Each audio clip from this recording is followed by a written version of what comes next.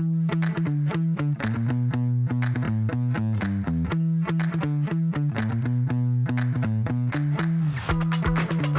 everyone, welcome to another episode of the Engage to Flourish podcast. This is Damon. I got Kyle with me, and we are welcoming back someone who's been on the last episode of the year before. A couple times, right? Well- Yeah.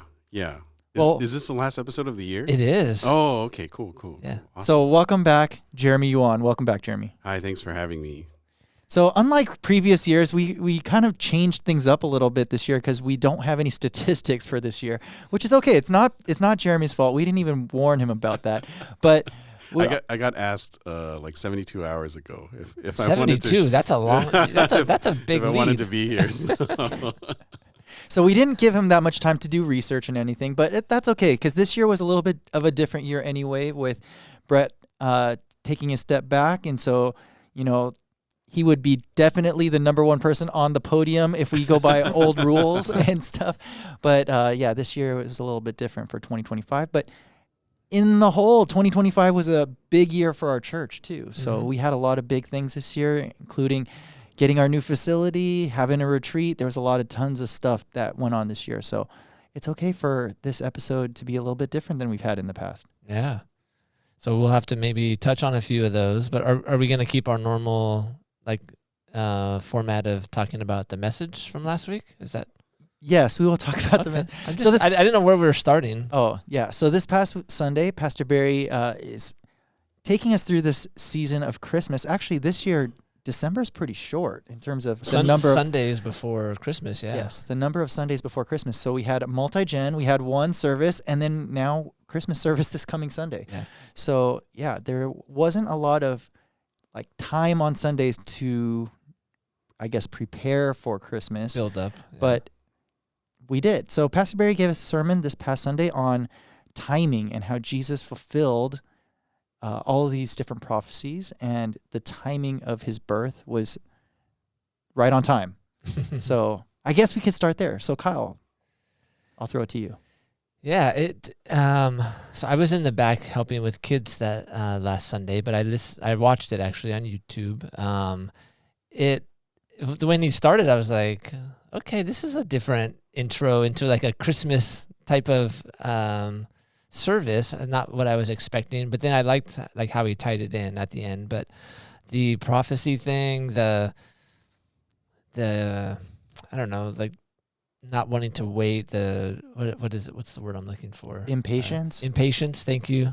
Well, I was thinking delayed gratification, I guess, but that's not the word I wanted. But impatience and just how it fits with our society right now. And so we have that probably to a much higher degree, but if you think back to all the stories in the Bible, the Israelites, they were impatient for a long time, and then they got, I think they didn't lose patience. They just lost hope after a certain point because it had been hundreds of years.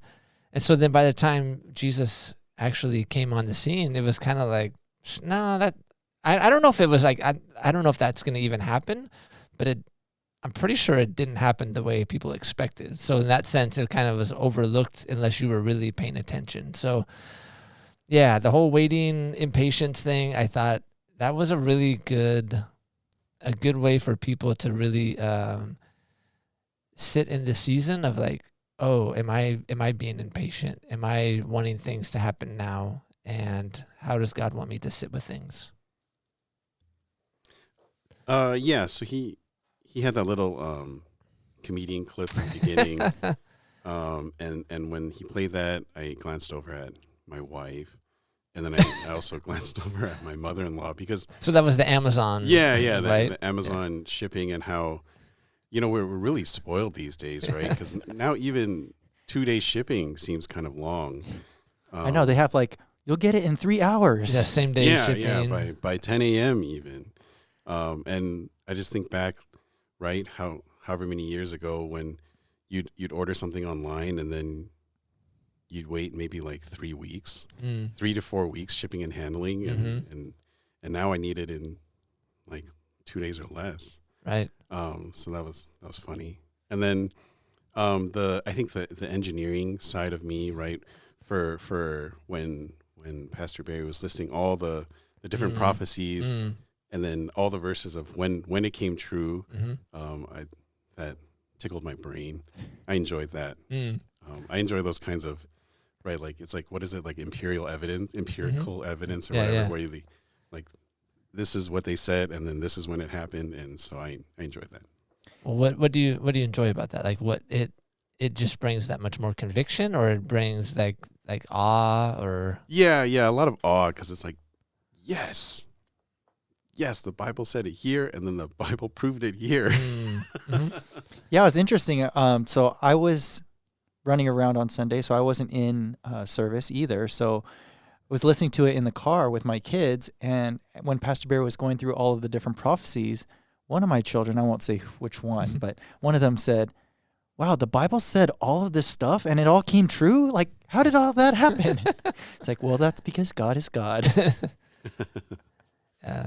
No, it is. I'm similar to you, Jeremy, like hearing all that stuff. And I guess sometimes you hear it and it loses its impact until you hear it again, especially when you hear it like in the way he presented those 8, just those 8 that he listed, like the 10 to the 17th power or something like that, odds of it happening by one person, in a conservative like calculation. I was like, oh my gosh, it's mind bending. That's only 8 of them, and there's like so many prophecies that he fulfilled. So all of that stuff is really, well, I guess part of it for me is the prophet side, the prophecy. Like, they're giving these things not even knowing what they're talking about, and it might seem like, I think some of those prophecies had like twofold things. Like, they happened for a short term, like for Israel, but it also had like a tie-in with the Messiah, so they could see an impact in their lifetime, but yet they didn't even know that it was also fulfilling something like hundreds of years later. Yeah, if those things tickle your mind, then you guys should be excited for what's coming next year, because Cameron is leading a team to have a VBS next year during the summer. And so our kids will be going through a curriculum called Cold Case Christianity, which is an apologetics course by a cold case detective. So he goes through all of this empirical evidence to say why Christianity is real and why the things that we believe are true. And he goes through all this different evidence from the perspective of a cold case detective trying to put the evidence together to point towards why Christianity is true. And it's interesting because the person that created that, he was actually trying to disprove Christianity, and through the evidence, he became a Christian. So if those things tickle your mind, you should be excited for next year, because the kids will be going through it in VBS, and I'm sure they'll want to talk about it with the parents. I'm sure they will. I'm actually part of that. I'm part of Cam's team. Yeah. So it looks exciting. It should be fun. And they're actually giving a preview of that tomorrow night. Yeah, I'll be involved. Okay, with so that. we're recording on Thursday. Yeah. We're recording on Thursday, and there's going to be a preview at Parents' Night Out for the kids, which is going to be on Friday night. And so if your kids are coming, it's going to be an exciting time for them too. Yep. Yeah. No, it'll be fun. Yeah, we're going to do some cool detective type work. So. Okay, so since I said that I wasn't in service, I was listening to it in the car. I'm going to share something that when I first started playing it, Pastor Barry was kind of quiet at the beginning, right? Oh yeah. and I was like, "What is wrong? Did they mess up the recording?" Because I wasn't watching. I did the same thing. Did they mess up the recording? How come it's not playing? And then I'd skip ahead, and it was like, "Okay, there's audio there. So what happened?" And then I rewound, started it over from the beginning when it was quiet, and then when he started talking about, "Oh, it's really hard to wait," I was like, "Oh, he did that on purpose." And I was like, "Oh yeah, that was kind of hard to wait," because we're so used to everything always being now. So even on a podcast like this, like if there's dead space, people are like, "What happened? Did you break something?" And that's kind of what my initial reaction was when he did that. Not being in service and not seeing him standing up there and not saying anything, I was just like, what happened? Did someone mess up? Did we forget to send the audio to the video, to the recording? I'm responsible for that, so is that on me? No, I thought that was really good, because I did the same thing. So I'm sure, were you in there live, Jeremy? Yeah, Yeah. it So was what kind was of it? uncomfortable because Yeah. he just stood there. Were you seeing people like look around Yeah. like, somebody gonna fix this or? Well, I mean, he just stood there and he just looked out at us, and so Mm. I thought one of us might be in trouble. But yeah, I guess his silence, you both proved his point, Yeah. right? In trying to fast forward. Yeah. Yeah. I thought it was. It hits home because like you said, we're so used to everything happening, and like the Amazon comedian thing, the Amazon Now, right? Yeah. And I thought the way he tied it in with like even AI, like, well, why can't we just get AI to know what we want and Amazon before I even know I want it, and like it's gonna show up, and I'm like, you know what? It's funny coming from a comedian, but it's the sad part is like you see parts of that creeping into the way people behave, and well, why can't we? Why wouldn't we? Why shouldn't we? And then you start blurring into some of those lines, and I thought even all of that, like it's a good way to enter into the Christmas, the heart of the Christmas season, to be like, okay, all that stuff's out there, and some of it may be a little worse than others as far as where it takes us, but some of it's just flat out just distraction, and so it's a good reminder of, okay, just because we can and just because we are hyper efficient, it puts a barrier between us and God too.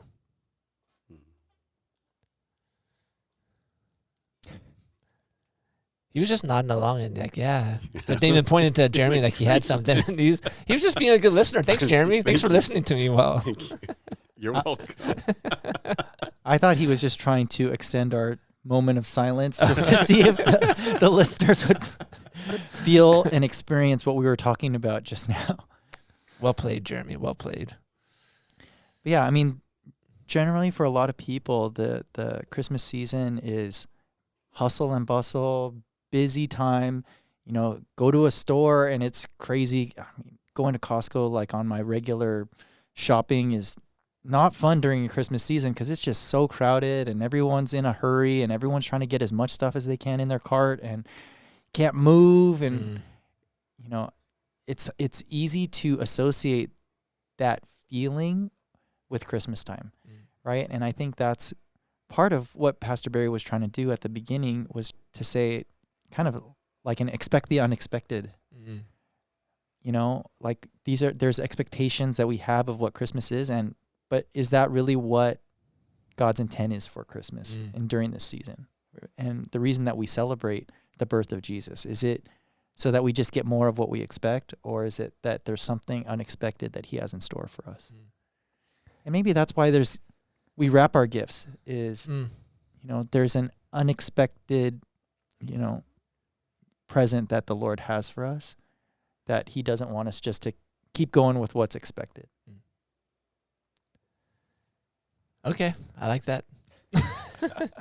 I was just going to tie in a little bit on the kids side. What we talked about, the prophecy from Isaiah, which called out Jesus as the Messiah, as Immanuel, God with us. And I thought the lesson was really good. It made me just kind of pause and think, oh yeah, like I know Immanuel means God with us, and I know that's a title for Jesus, but how often do I actually just sit and recognize, like, oh wow, the God of the universe is with me? Like, so even thinking to the first Christmas, like I guess we're in a special season where we have the Holy Spirit, and it's a little different, but just thinking to just Jesus is 30 years on earth, 30 plus years, like, wow, they had God with them in the flesh. I'm like, wow, that's really special. So I thought it was a good reminder for a kid's lesson. It hit me like, oh yeah, sometimes I lose the impact of just those simple things of remembering the titles of Jesus, and they all mean something different. Yeah, I think that's one of the reasons that for this year's family Christmas gift, Steph decided that she wanted to create different cards for the families to go through each day, kind of along the lines of like the 12 days of Christmas, but it's 12 different names of Jesus so that we can just reflect on who Jesus actually is. Because I think a lot of times, the world will portray Jesus in a certain way, or we'll get all these different voices about who Jesus is. But what she really wanted to do is to have us spend time and focus on what the Bible says, who Jesus is, and the different names that the Bible gives for him, like Immanuel, Prince of Peace, King of Kings, Light of the World, these different ways that the Bible portrays who Jesus is and tells us who he is, so that our picture of Jesus is in alignment with the truth. And so, this is a season where we can sit and reflect on, who Jesus actually is, and not just, one of the things that comes to mind is this old movie called Dogma. Did you guys ever see that movie? It's an old movie called Dogma. It's like a parody movie. It's supposed to be funny, but their imagery of Jesus is kind of Jesus with like a big old smile on his face and like 2 thumbs up, like, right? And like, that's the image that they're trying to portray of who Jesus is. And it's like, is that really who Jesus is? And so I really appreciate her heart to want to help our people and our families. And, we threw it out there too, to the whole congregation if they wanted to participate as well. But just to be able to take this season to reflect on who Jesus really is and who does the Bible say he is. So I didn't sign up for an extra copy. I probably should have. I didn't think about it really, but you guys both got them because you have kids in children's ministry, right? So have you guys been going through them? Have you had any like interesting discussions or insights from your kids or even from you? Larissa has. Been non-participatory, but I'm sure the kids have had insights. Okay, so that's your homework now to go home. Hey, so far, like, what's the most impactful name of God? And then I want to do it with you guys. Don't leave me out. Another 12 days with Dad. But I think that's one of the things that's cool about this, the way that Steph set it up, right? So she gave a frame with the cards, and you can just swap out the cards. Is that it's not, just fully Christmas themed. It's not like there's Christmas trees in the background. It's not like, it's something that can be out all year long. And so, okay, so maybe full disclosure, maybe I am going to ask for one now for this coming year. Full disclosure, okay, I haven't actually sat down with our kids to do it. But it's cool because, we have the frame set out right next to the door. So every time we go by the door, they're like, oh yeah, we need to remember to do that. So they're the ones that are kind of saying we need to do it. And, it is a busy season. So a lot of times we end up, right now it's hard for us to even sit down and have a meal together sometimes, just with all the different activities and sports and all these things going on. But I think that's one of the things that I appreciate about it, is that we don't have to limit this to just Christmas time. Yeah. Right. And so it's something that throughout the year that we'll have available to us to reflect on, to remember, and to be able to do together as a family. Carry it forward, right? Yeah. And so, where sometimes, when churches give out Christmas gifts, it's only related to Christmas. And if you don't do it during the Christmas season, then it's kind of done. All right, I want one. I'm gonna ask Steph. I need one. Good, because we printed some extra ones that weren't claimed, so you can have one. I'm gonna get one. So if that's you too, we do have a few extras that have been unclaimed. Because that was actually part of my thinking. I'm like, well, I mean, our kids are a little bit older, so it's like it's not as Christmassy, and so I'm like, but no, as you're describing it, I'm like, oh yeah, actually, I would want that just out, so we could even rotate it weekly or even monthly if you wanted to. But that sounds good. Yeah, and on each card too, it has a verse that relates to the name of Jesus, but then it also has a challenge. So like for the first day, which is Immanuel, right? It's talks about Immanuel, talks about God being with us, and that's who Jesus is. He was God coming to earth to be with us. But then kind of part of the challenge is to seek the Lord and ask him, how do you see me? Right? And so with each of the cards and that has nothing to do with Christmas too, right? It's like you don't have to wait till Christmas to ask God how you see me. But that could be something that if we, do that multiple times throughout the year, that could really make an impact and transform our lives too. And just remember that, God in Jesus coming to be with us helps us to know how valuable we are to him. And, how would that change who we are or how we interact with the world, knowing our real value. All right, I think Jeremy needs a direct question. So I'm ready. I don't have it yet. I'm just like, I just feel like we're talking too much. Like you're our guest. We wanna know what's going on inside you. But what's the you have pretty young kids. So what's it like around your house Christmas time? And is it chaotic? Is it very festive? Is it just trying to make it through? Do you do a good job of like remembering the value of what Christmas is and stuff like that? Because I remember when our kids were young. I'm trying to give you some time to think. When our kids were young, I think we tried to do a good job with the messaging. But when they're young, there's the fun aspect, and so there's just that is easy to maybe overemphasize, that just the celebration, the presents, and all that, which is good. But trying to find the balance of still remembering the reason of the season. And we were intentional about it, but now looking like our kids are older, it's not as it's Christmas morning, I can't wait. It's a little different. And so I think we can message it a little easier or stay focused a little easier. But yeah, I'm just curious with where you're at, because we have other parents with kids your age that listen. So yeah, so my kids are pretty young. The house is decorated. I put up our Christmas lights November 1st. What? Wow. Yeah. Good for you. Yeah, and I think I put them up, and then Larissa was like, "Why'd you put them up so early?" and then she reminded me, I think like 2 years ago, I didn't put them up at all. Oh. She got really mad at me. So you were scarred. Yeah, so yeah. So it's like a I notice and I prefer. Yeah, So, emotionally healthy language. A response to that was to put it up right after Halloween.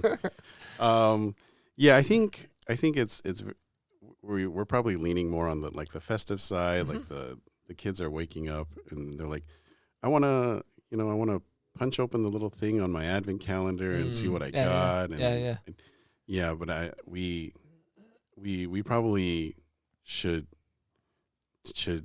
focus more on the real reason of the season. But yeah, for now it's like we have the Christmas tree up. There's lights everywhere.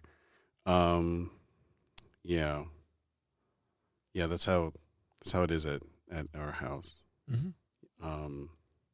I had something else to say. I don't remember. How about for you personally? Like what's Christmas like these days? It's very chaotic. We have two girls in school, and it seems like every other day it's like, oh, you have to it's pajama day or crazy hair day, and they choose the end of the year, the end of the calendar year to stuff all those things and make the parents have to, like they're not going to do it. We have to guide them to do it, and so the end of the year is chaotic. Thankfully, the end of the year I have off typically, and so I'm there to help and to get them ready for school or whatever. But yeah, more chaos than peace. I was talking to my middle daughter the other day, and she's like, "Dad, it's been such a long year." And I was thinking about it, and I said, "Well, Nick, for me, it seemed like the year just kind of whizzed by." And then we had an in-depth conversation about how, because I'm 40, a year doesn't seem that long because I've had 40 of them. But for her, this is, going into her 7th year. So a year of her life by comparison, seems pretty long. Did she share why it felt so long? Like, did you guys just do a lot of stuff or things? I think there were a lot of things that were done this year, and she had the opportunity to do a lot of things and experience a lot of new things in the school year, being in 1st grade. But yeah, we often her and I have in-depth, like introspective conversations. Nice. Like time and space, and stuff like planets and how far the sun is, where's the nearest planet, stuff like that. It's Wow. yeah. Cool. And then I'm like, some of these things I don't know, so I have to pull out my phone and get information. But yeah.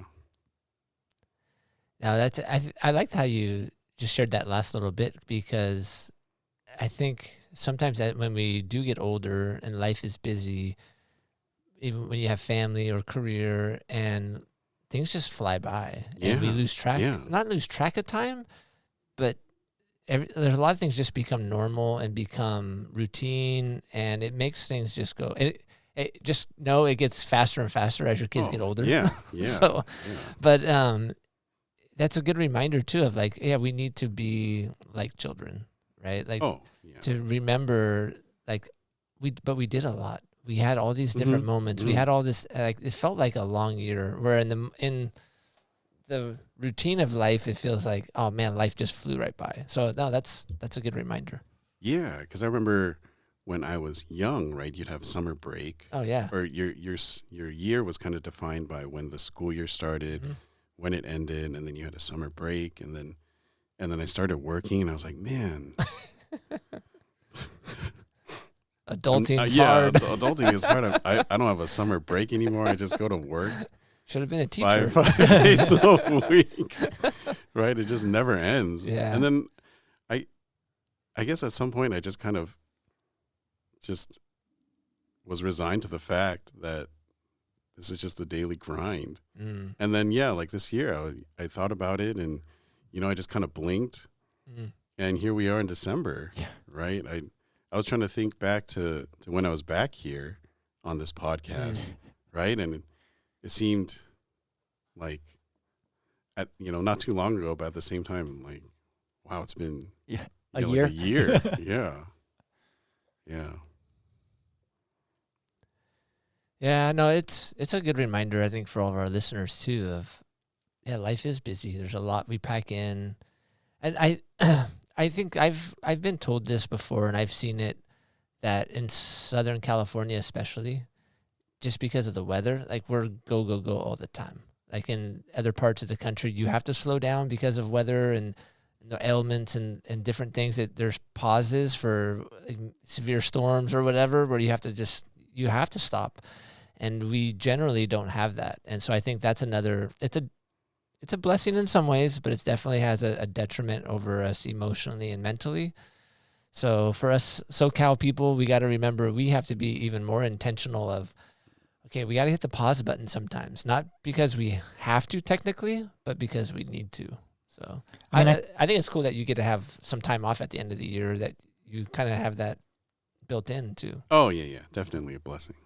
I mean, I think that plays into Christmas as well, because, in Southern California, it's cold, but it's not like a white Christmas or anything, right? So cold. For us to, be intentional about, recognizing what season we're in, because a lot of times the seasons kind of blend together because it's they're very similar, right? So it is colder, but, I think it was last year or the year before, it was like 75, 80 degrees on Christmas. And it's like, oh, this is like spring or fall or, even early summertime feeling, but it's Christmas. Right. So I think, that's just a good reminder as well. Like just in our circumstances, where we live, like there needs to be some type of intentionality. And one of the things that I've noticed this year is like, I don't feel like there's as much Christmas music playing. At least maybe on the radio stations that I've been listening to, but there hasn't been as much Christmas music. It's just kind of more normal. So it's like, does it really feel like Christmas? I haven't heard the hippo song once this year yet. Oh, thank goodness. All right. I am going to have to step out for the rest of the podcast. I got an appointment to get to, but Jeremy, thanks for coming on. Thanks for letting me ask you some questions too. I know as soon as I asked, I see the face like, oh no, what's coming? Thanks, Kyle. I'll let you and Damon wrap it up. Sure. But I'm looking forward.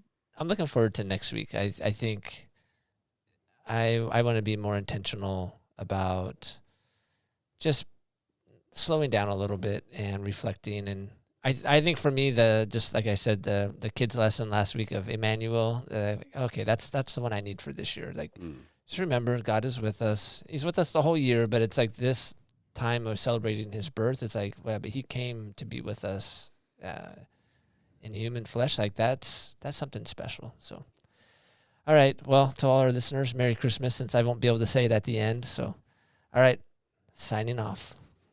All right. Thanks, Kyle.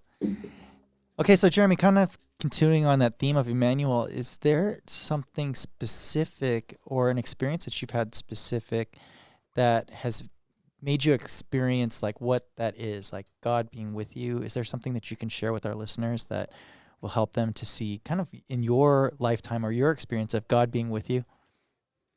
My experience, my lifetime, Or recently, or recently?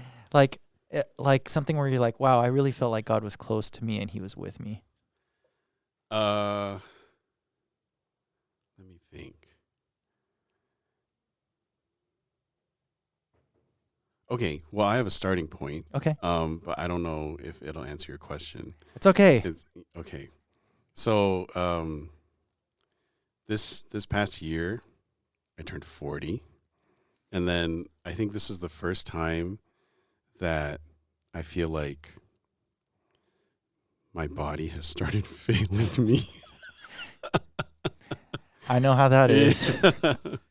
I think I woke up one day in September and I had gout. And I think about it, and it was like the day before I had like a ham sandwich, and I guess that was the tipping point. I don't know.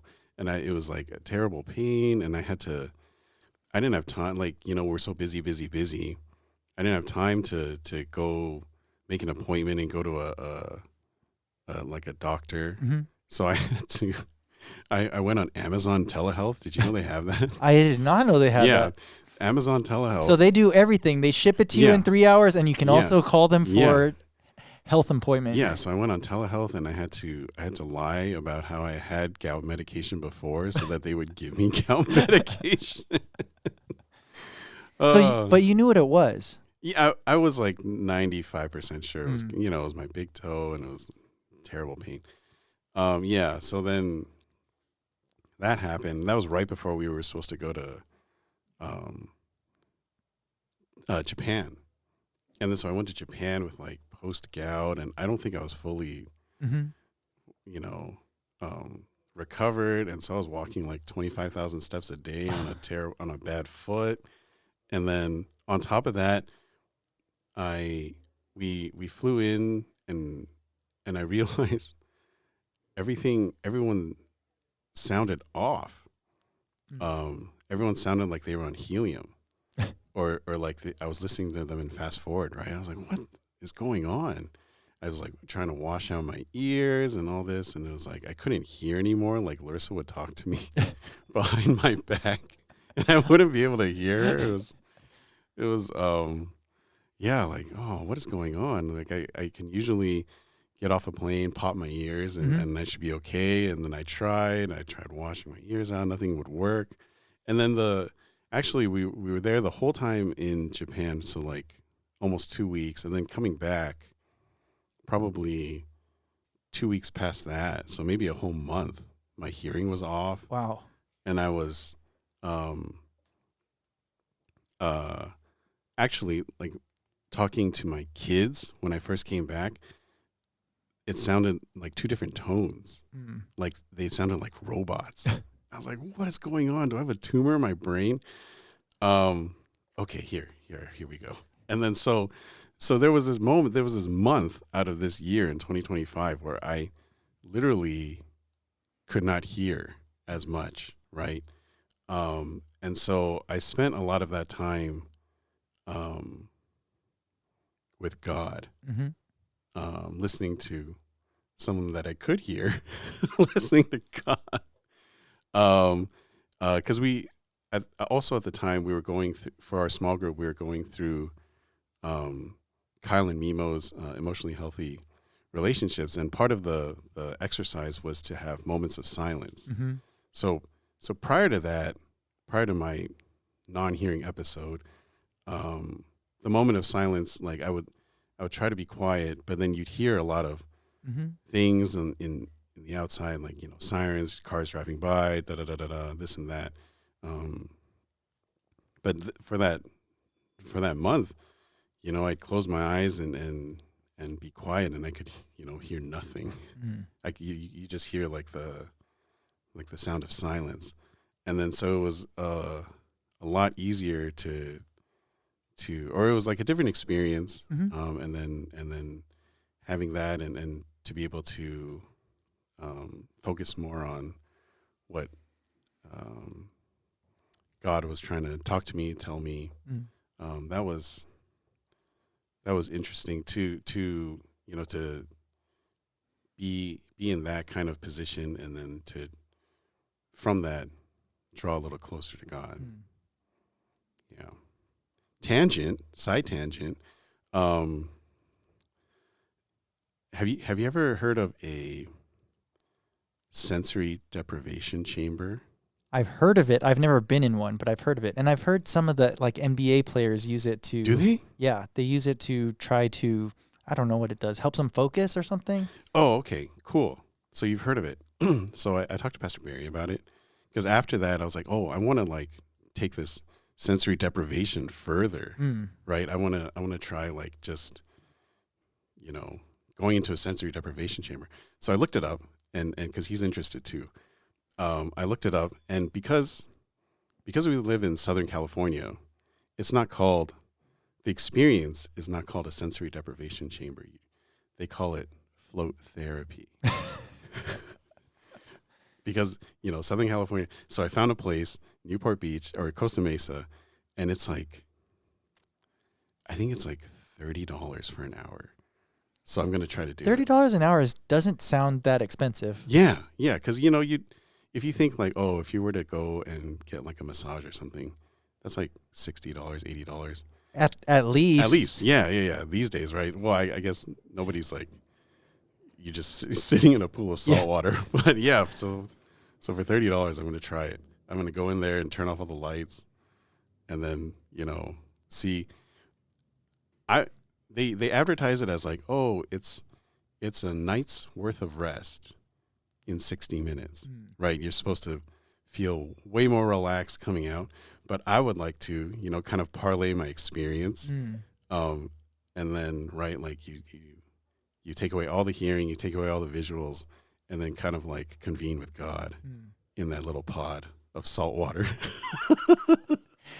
Maybe Pastor Barry will include that in his next round of Hearing God's class, because then he'll say, okay, here's an exercise. We're all going to go to this location and do our float therapy together. Yeah, float therapy. Yeah, so we'll okay, maybe not together, but but we'll do our float therapy and see if this enhances our ability to hear the Lord. Yeah. I'm excited. Unfortunately, I looked at like the Yelp listings and stuff, and it looks like they might only have one pod. so because I wanted to go like with Pastor Barry and do it at the same time. Yeah. And then, you know, come out and see, you know, talk about what happened. But yeah, it might just be one at a time. But I'm for sure gonna do it. I'll tell you how it is.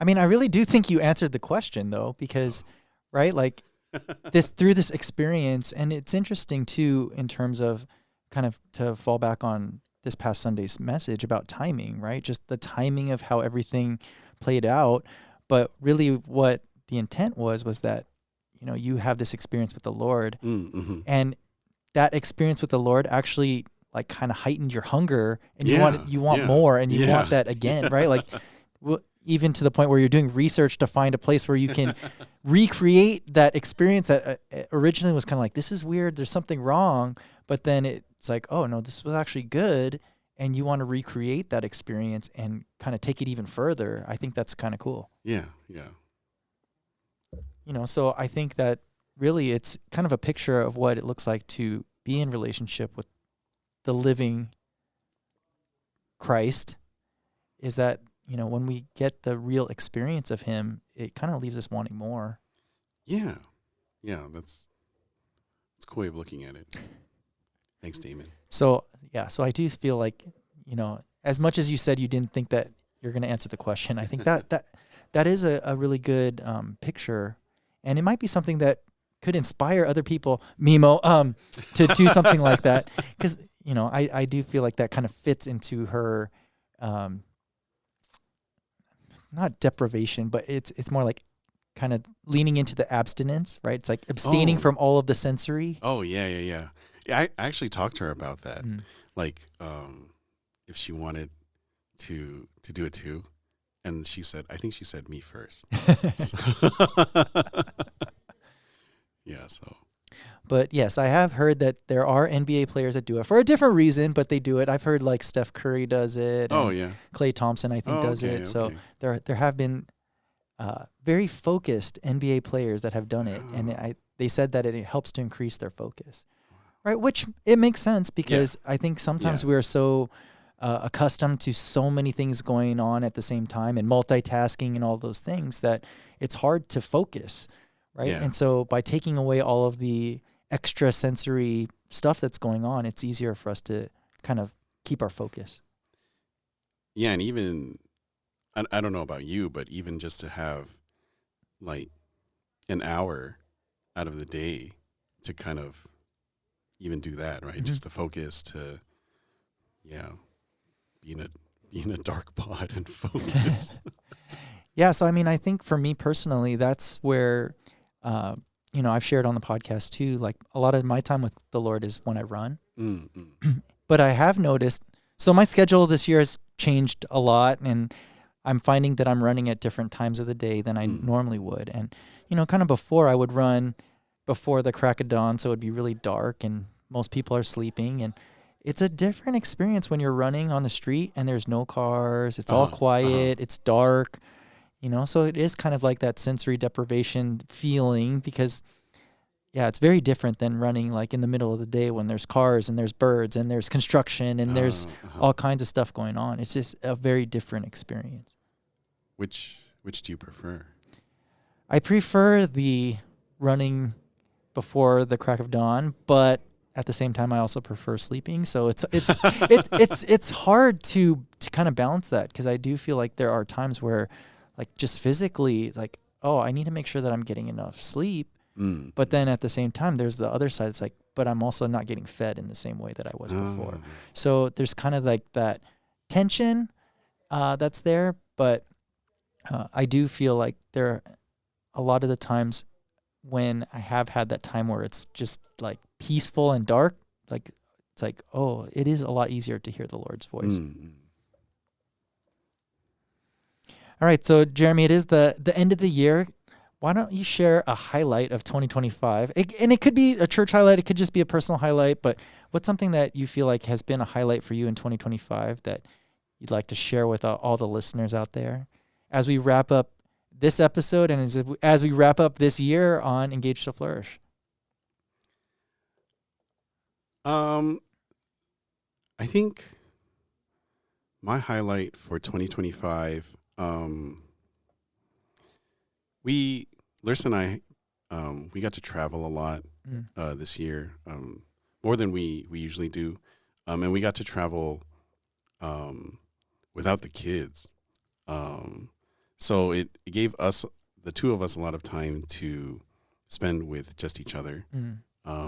And that was a blessing to be able to write whereas the day-to-day is very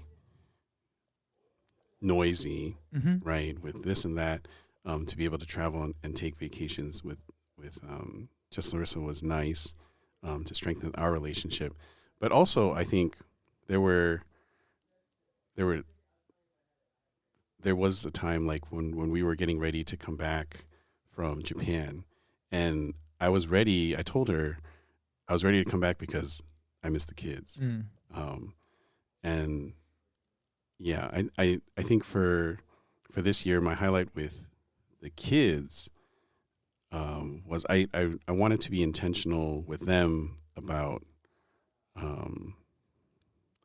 saying yes whenever they wanted to play, because I realized that that's not going to be forever. They're not always going to want to play with dad.